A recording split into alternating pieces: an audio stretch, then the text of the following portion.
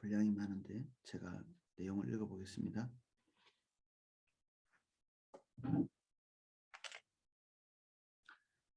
여호와여, 의의 호소를 들으소서.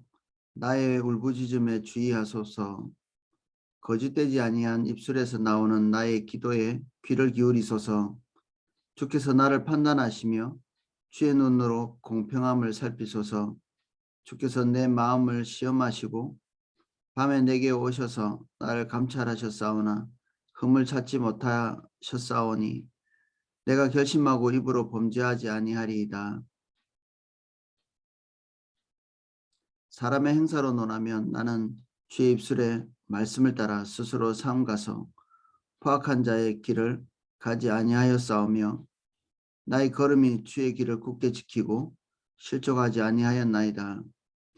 하나님이여, 내게 응답하시겠으므로 내가 불렀사오니 내게 귀를 기울여 내 말을 들으소서. 주께 피하는 자들은 그 일어나 치는 자들에게 오른손으로 구원하시는 주여, 주의 기이한 사랑을 나타내소서. 나를 눈동자같이 지키시고 주의 날개의 그늘 아래에 감추사 내 앞에서 나를 압제하는 악인들과 나의 목숨을 노리는 원수들에게서 벗어나게 하소서. 그들의 마음은 기름에 잠겼으며 그들의 입은 교만하게 말하나이다. 이에 우리가 걸어가는 것을 그들이 애워싸서 노려보고 땅에 엎드리려 하나이다. 그는 그의 움킨 것을 찢으려 하는 사자 같으며 은밀한 곳에 엎드린 젊은 사자 같으니이다. 여호와여, 일어나 그를 대항하여 넘어뜨리시고 주의 칼로 악인에게서 나의 영혼을 구원하소서. 여호와여, 이 세상에 살아있는 동안 그들의 분깃을 받은 사람들에게서 주의 손으로 나를 구원하소서. 그들은 주의 제물로 배를 채우고 자녀로 만족하고 그들의 남은 산업을 그들의 어린 아이들에게 물려주는 자니이다. 나는 의로운 중에 주의 얼굴을 배우리니 깰 때에는 주의 형상으로 만족하리이다.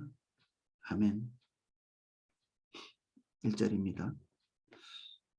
여호와여, 이의 호소를 들으소서. 나의 울부짖음에 주의하소서. 거짓되지 아니한 입술에서 나오는 나의 기도에 귀를 기울이소서. 다윗이 하나님께 구하는 태도와 자세가 나는 최선을 다하고 있습니다.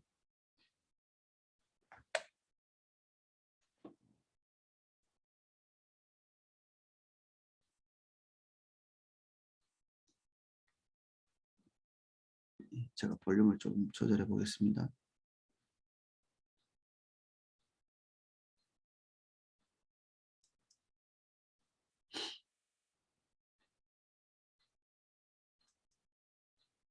다윗의 삶 전체를 보면 하나님 앞에서 내가 의롭습니다 이렇게 말하기가 좀 어렵죠. 우리가 잘 알고 있는 다윗의 삶 전체를 포괄적으로 볼 때 지금 아마도 사울에게 쫓기고 있는 딱 그 한정된 상황 내에서 이 두 사람들끼리의 갈등 안에서 그가 온전한 모습을 보이고 있는 이 부분을 하나님께 탄원하고 있는 것이죠. 내 삶 전체가 뭐 완전히 깨끗하다. 다윗이 또 그런 생각을 가지고 있지도 않은 것 같거든요. 하나님 앞에서 자기의 범죄에 대해서 이렇게 고백할 때 아주 정직하게 고백하고 있는 이런 모습도 우리는 보니까 다윗이 자기 삶 전체가 뭐 깨끗하다 뭐 이런 얘기를 하고 있지는 않습니다. 그런데 지금 이 상황에서 하나님과 대적이 가운데 딱 끼어 있는 거죠. 자신의 대적과 하나님 사이에서 자기를 중재해달라 뭐 이런 얘기를 하면서 나는 의롭고 깨끗합니다. 내가 할 수 있는 한 내가 제일 깨끗할 수 있는 모든 것들을 다 하고 있습니다.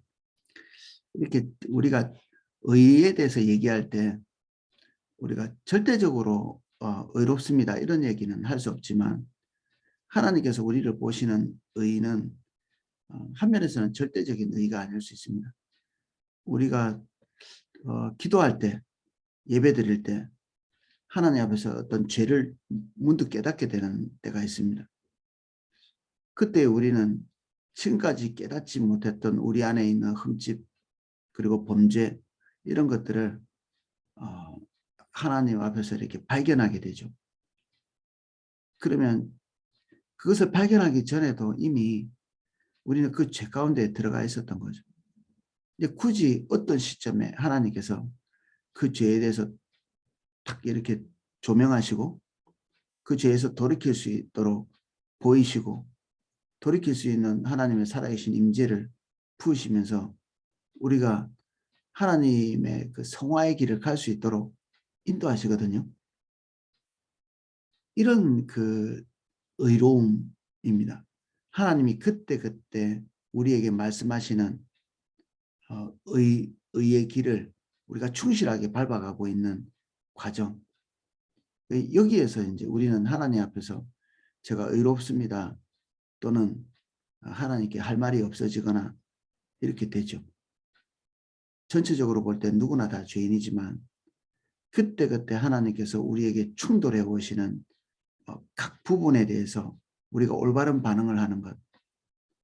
결국 성화는 그때그때 하나님께서 주시는 새로운 조명에 대해서 우리가 올바로 반응하는 게 성화의 과정이거든요. 하나님은 절대 우리의 그 본질적인 의로움을 요구하시지 않습니다. 본질적인 의로움. 본질적인 의로움은 우리가 예수 그리스도로 통해서 얻는 것이고 그리고 구약 성도들이지만 구약 성도들도 짐승의 제사를 지내면서 앞으로 장차 오실 예수 그리스도를 같이 믿고 신뢰하고 그 의에 기대는 것이거든요.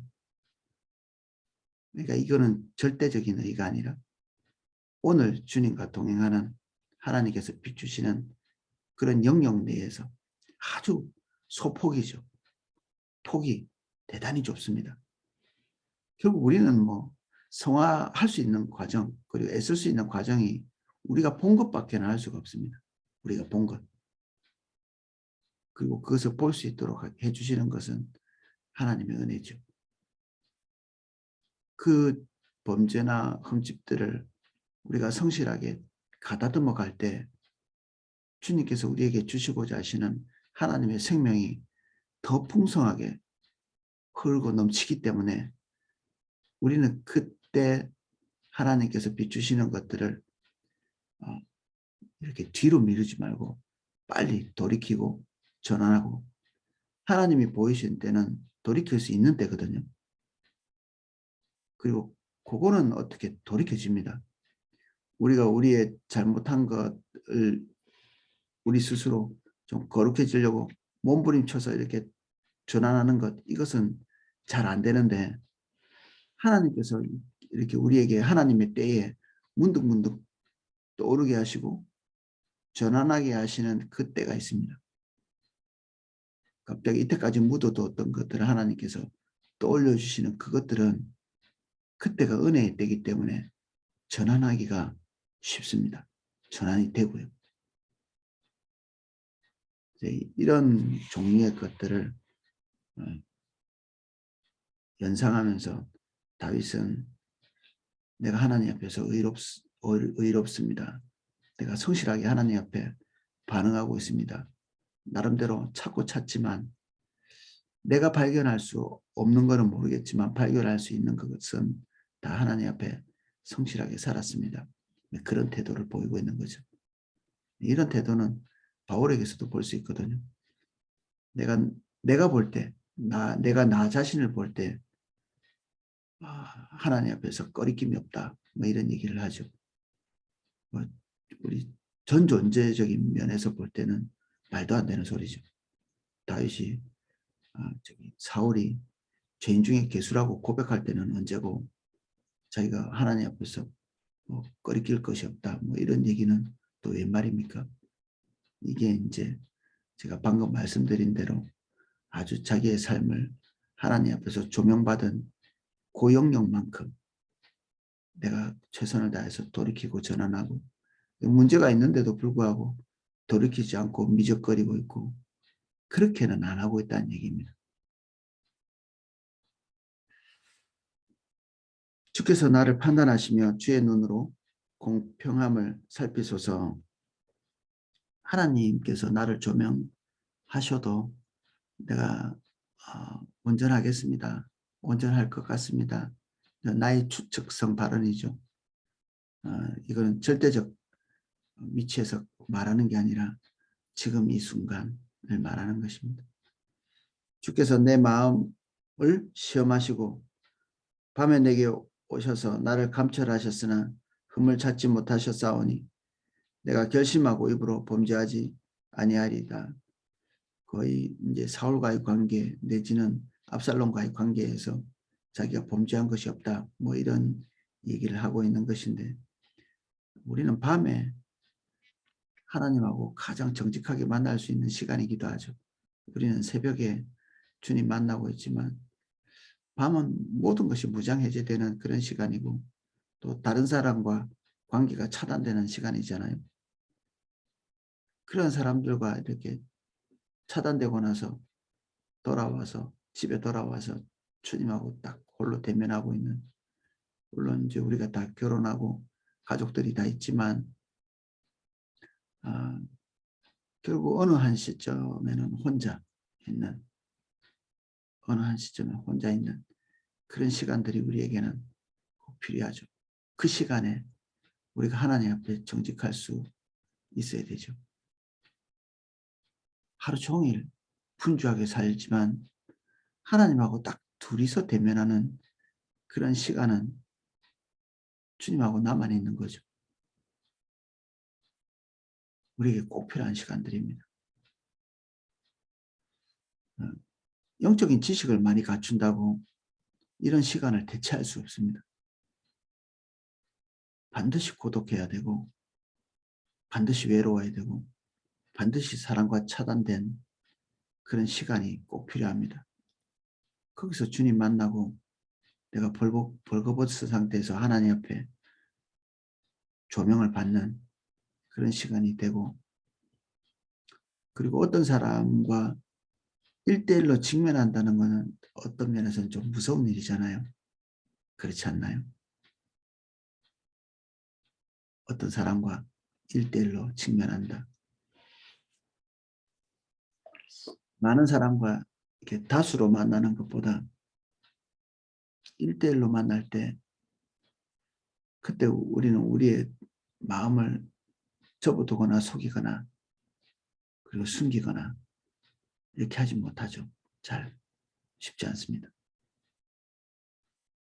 우리 중심에 있는 것들을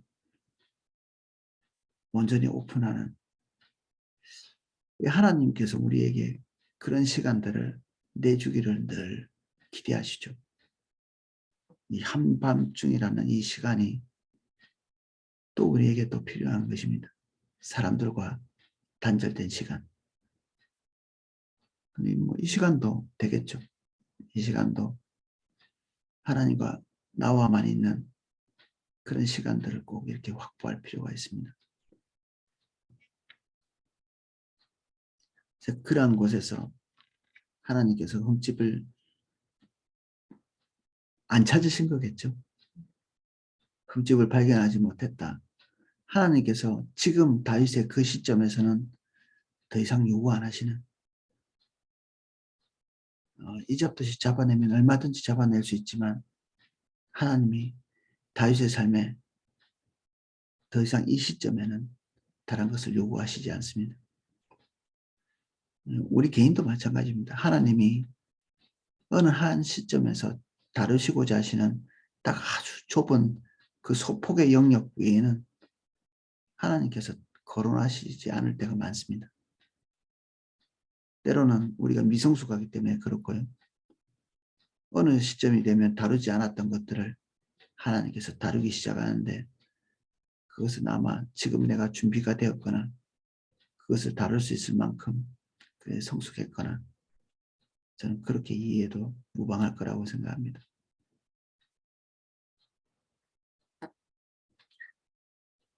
사람의 행사로 논하면 나는 주의 입술에 말씀을 따라 스스로 상가며 포악한 자의 길을 가지 아니하여 싸우며.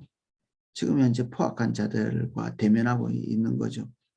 우리가 포악한 자들과 같이 있으면 같이 포악해지고요. 교활한 자들과 같이 있으면 같이 교활해지고 싶습니다. 그래서 악을 자세히 쳐다보지 않는 것이 되게 중요한 일입니다. 악을. 저는 뭐 자세히 안 보려고 합니다. 어떤 악한 부분에 대해서. 뭐 대충은 이제 알 수 있겠죠. 어떤 악인지. 그리고 어떤 사람의 비리 뭐 이런 것들에 대해서 너무 자세히 보려고 하지 않습니다. 그래서 저는 독립기념관 같은 데 잘 가지 않습니다. 거기 가면 일본의 악을 자세히 보게 되거든요. 저는 민족주의자도 아니고 그렇게 되면 안 된다고 생각하는 사람이기 때문에 우리가 어제 본 한 독립운동 하신 목사님에 대한 그것 하나님께서 한 개인에게 주신 방향성이죠. 한 개인에게. 근데 이게 모든 그리스도인에게 똑같이 적용이 되면 우리가 다 민족주의자가 돼야 되는데 우리가 그렇게 지금 갈 필요도 없고 일본을 증오하고 막 미워하고 이런 방향성을 가지는 것 자체가 해롭습니다. 우리에게. 우리는 하나님 나라의 사람이지 대한민국의 이 사람이 더 본질적인 것은 아닙니다. 땅의 나라는 언제나 어느 시점에서 사라지고 우리 대한민국도 마찬가지입니다. 어느 시점에 사라지게 될 것이고 그리고 또 다른 나라가 서고 이건 우리가 역사에서 보는 것들이죠. 무수히 많이.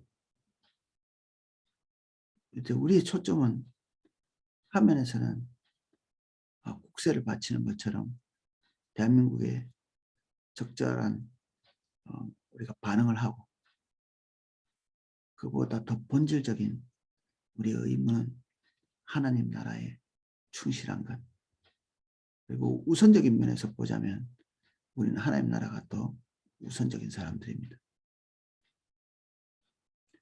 그래서 민족적 원한 이런 것들이 우리를 지배하지 못하도록 정신을 바짝 차려야 됩니다.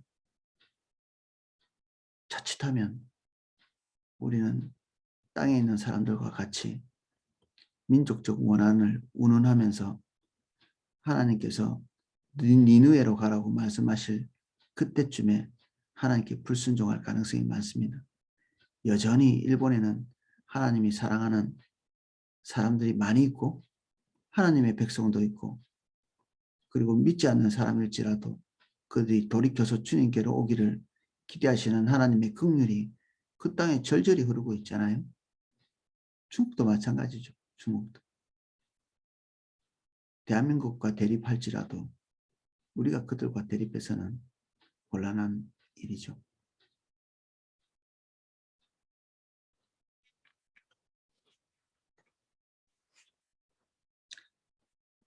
그래서 포악한 자의 길을 가지 않았다는 것은 굳이 그것을 주목해서 보지 않았다는 얘기고 이렇게 할 수 있었던 유일한 이유는 다윗이 주님을 주목했기 때문입니다.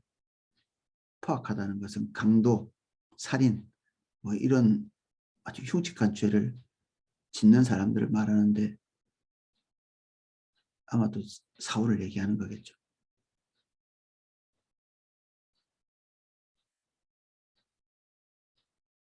나는 나의 걸음이 주의 길을 굳게 지키고 실족하지 아니하였나이다.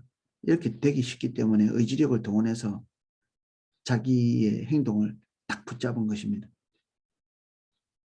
우리가 어떤 사람과 갈등을 빚게 되면 벌써 우리 마음이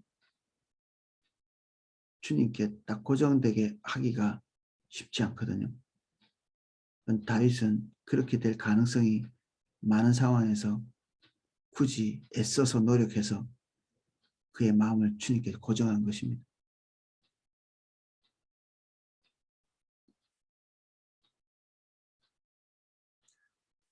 하나님이 내게 응답하시겠으므로 내가 불러싸우니 내게 귀를 기울여 내 말을 들으소서. 주께 피하는 자들은 그 일어나 치는 자들에게서 오른손으로 구원하시는 주여, 주의 기이한 사랑을 나타내소서. 7절부터는 이 표현들이 신명기에 나오는 내용과 조금 비슷한 게 있습니다. 아마 이 다윗이 신명기의 내용을 2차 반복해서 읽었을 가능성이 많습니다. 하나님의 말씀을 가까이 했다는 증거죠. 아마 이 다윗 시대 때까지 손에 잡을 수 있는 것은 창세기, 출애굽기, 레위기, 민수기, 신명기 요 5권밖에 없었을 거거든요. 그 책을 반복해서 읽은 거죠. 여기에서 이제 그런 흔적이 나옵니다. 마음의 중심을 토로하고 고백하고 주님께 나아가 있는 그런 상태에서 이 표현이 신명기의 내용이 불쑥 이렇게 나왔다는 것은 하나님의 말씀 그리고 하나님의 뜻을 알기 위해서 성경책을 부단히 가까이 한 거죠. 어떤 기회를 통해서든지.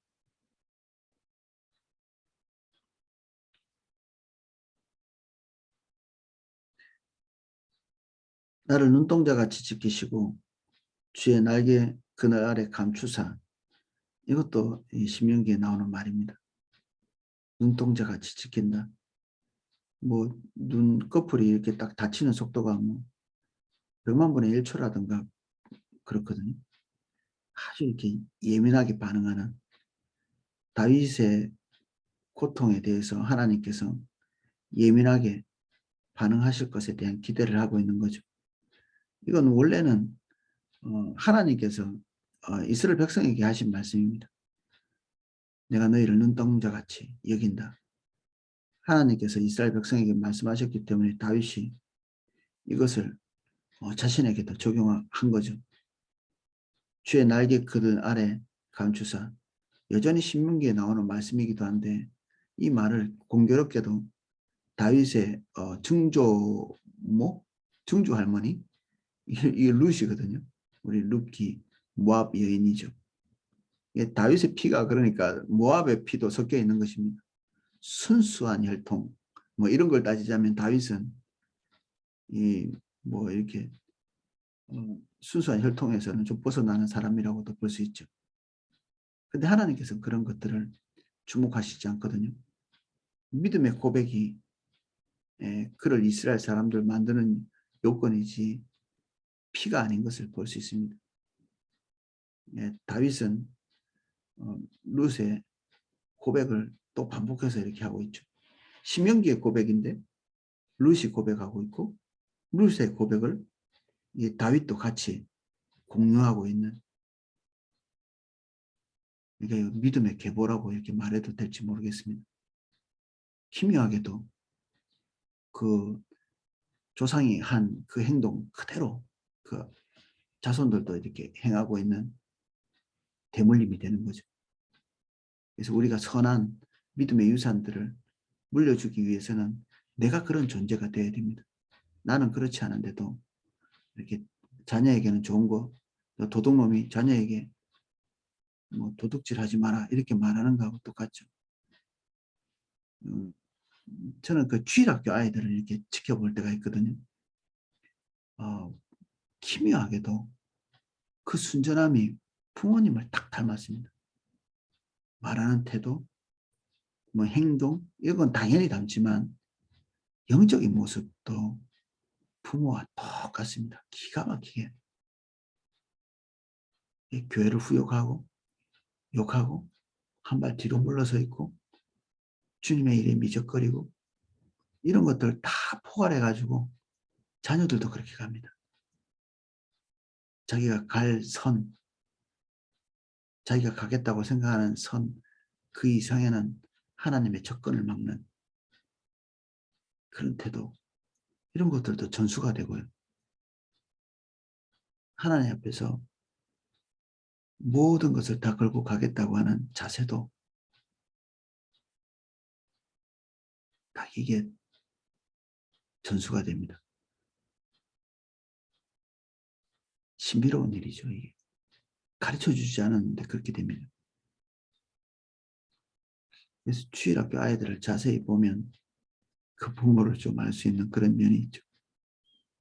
우리 아이들이 뭔가를 잘못할 때가 많거든요. 제가 함부로 야단을 못 칩니다. 저 자신의 모습이려니. 그리고 또 뭐 그게 맞고 어떤 아이들은 좀 기특하지만 어떤 아이들은 참 갈 길이 멀다. 우리 자녀들 중에서도 하면 잘 전달된 부분도 내 모습이고 잘못 전달된 부분도 내 모습이고, 그래서 결국 아이들을 교정하기 전에 내가 먼저 교정돼야 되는 그런 요소가 있는 거죠. 이 신명기의 말씀이 이 룻과 다윗에게 이렇게 연결되어 가는 게 참 재미가 있고 신비롭습니다. 룻도 내가 여호와의 그늘 아래 보호받으러 왔나이다, 이런 비유를 딱 입에 딱 달고 있거든요. 아마 모압 여인이 그런 것을 입에 담았다는 것은 그래도 하나님 뜻대로는 안 살았지만 나오미가 어느 시점에서는 이 며느리에게 그것을 얘기했겠죠. 어느 시점에서는.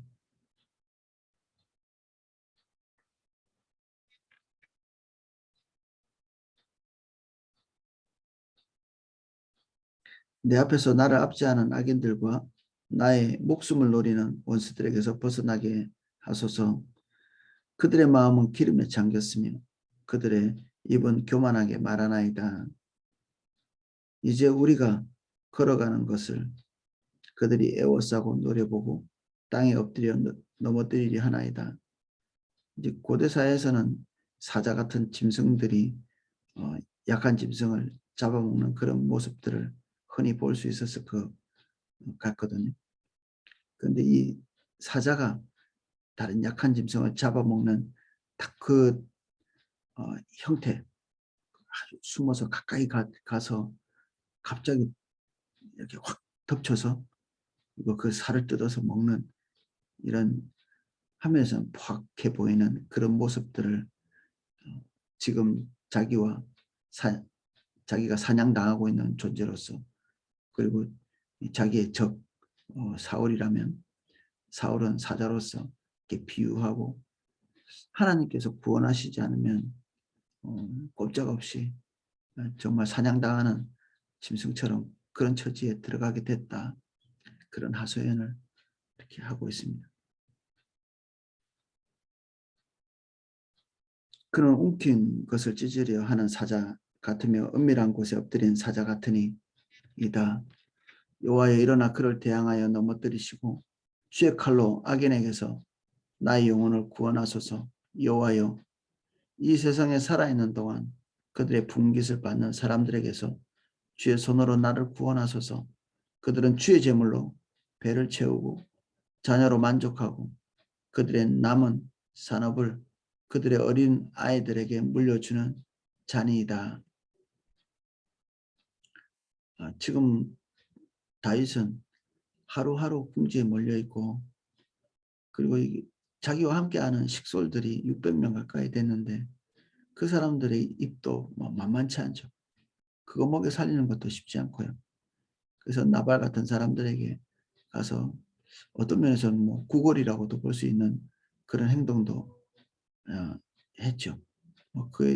그것 때문에 사람을 죽일 뻔하기도 하고. 그런데 지금 자기는 굉장히 이렇게 빈궁한 상황에서 하루하루 그냥 때워가는 그런 상황인데, 이 사울은 왕으로서 자기가 누릴 수 있는 모든 것들을 다 누릴 수 있는 그런 위치에 있죠. 나는 가난한데 내 적은 부자야.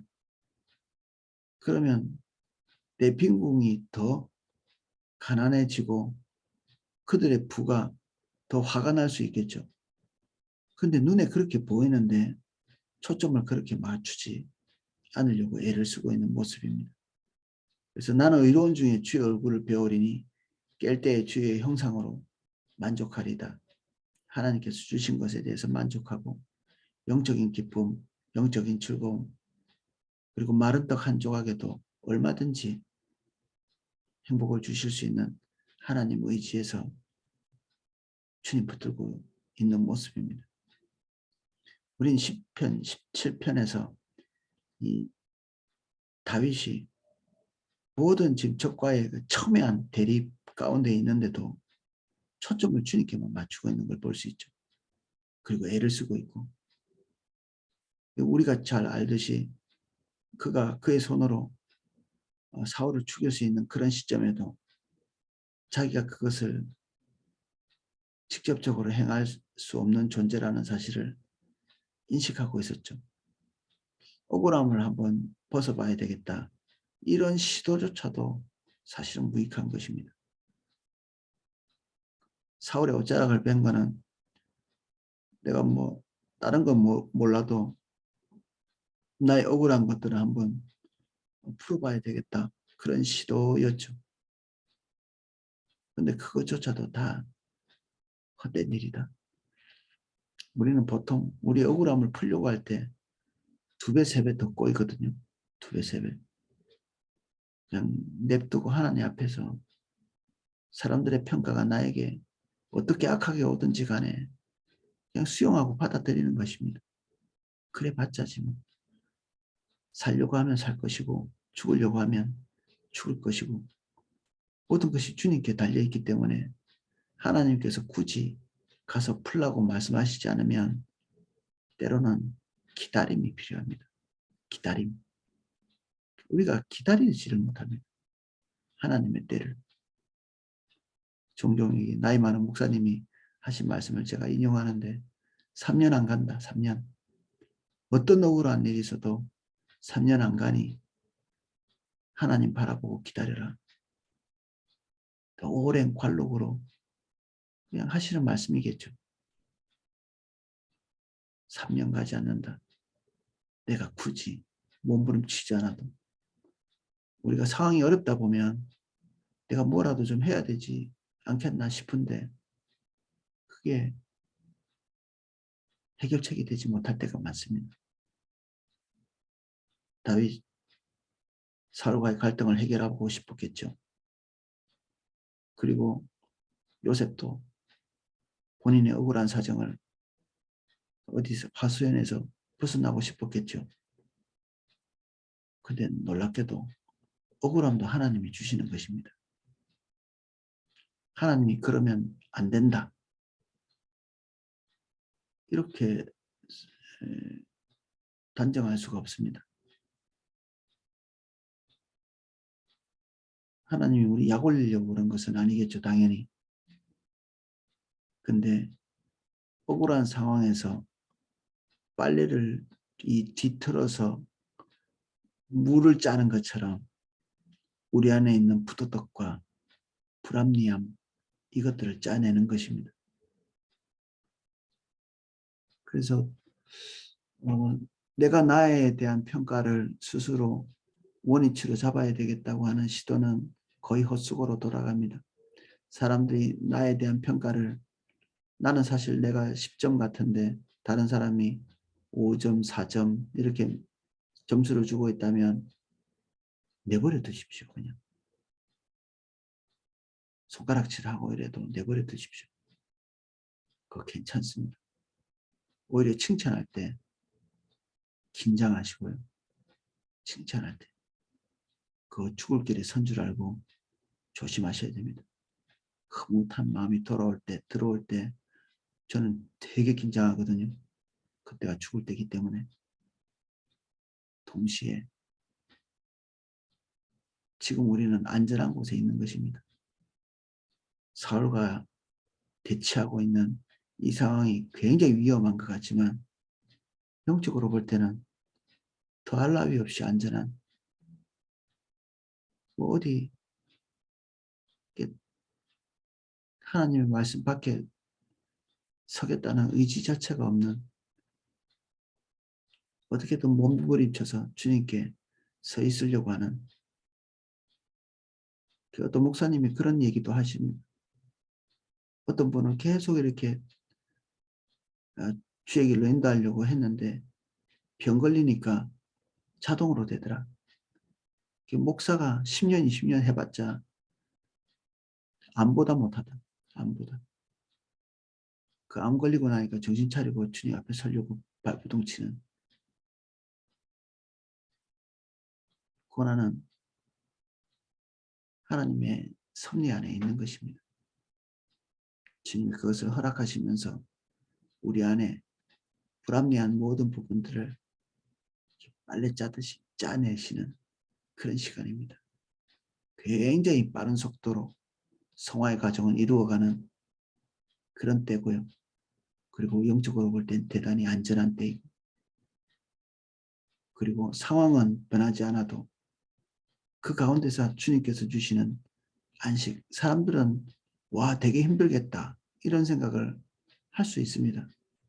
근데 하나님하고 나와의 개인적인 관계 안에서는 대단한 평화를 누릴 수 있습니다. 우리 그런 고백을 할 수 있죠. 우리가. 그리고 이미 여기 들어와 계신 분은 그런 걸 어느 정도 경험하신 분들 많으실 걸로 믿습니다. 오늘은 여기까지 살펴보겠습니다.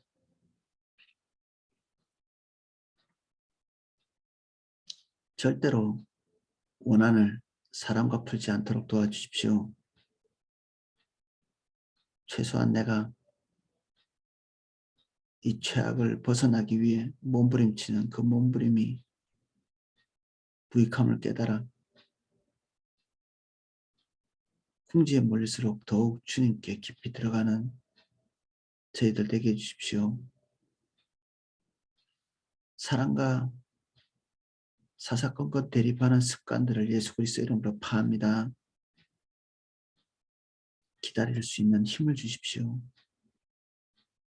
주님을 뵙기 때문에 기다릴 수 있도록 도와주십시오.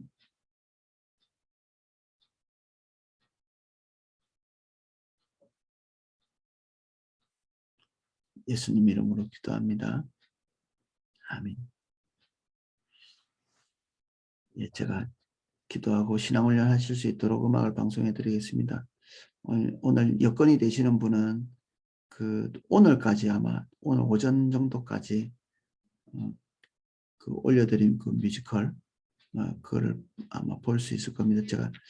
저도 다 보지 못해가지고 조금 봤는데 정말 대단한 어떤 스케일이나 한번 저도 이제 오늘 빨리 오전에 보려고 하거든요.